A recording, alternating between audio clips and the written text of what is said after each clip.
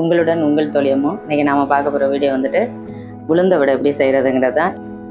ஒரு 150 உளுந்து இருக்கும், இவ்வளவு சேர்த்துருக்கேன்.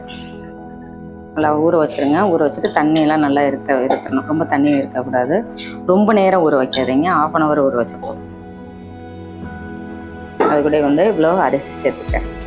அரிசி மாவு வேணாலும் போட்டுக்கோங்க. நல்லா ஊற வச்சு கடலைப்பருப்பு நல்லா ஊற வச்சுட்டு கழுவிட்டா கடலைப்பருப்பு இவ்வளோ சேர்த்துக்கேன். அப்புறம் இவ்வளோ பொட்டுக்கடலை பாருங்கள், இவ்வளோ சேர்த்துருக்கேன். தேங்காய் வந்து இது கடையில் செய்கிறது போட மாட்டாங்க. நான் வந்து எங்கள் வீட்டில் செய்கிறபடி நான் வந்து தேங்காய் சேர்த்துக்கிறேன்.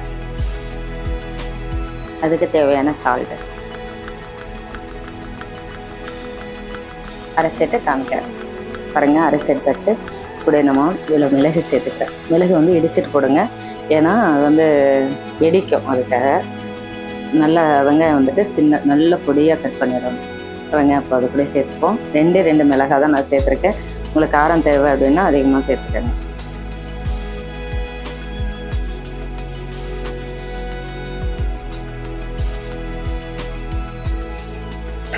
ரொம்ப நேரம் வந்து மாவு அரைச்சி வச்சிடக்கூடாது, எண்ணெய் பிடிக்கும்.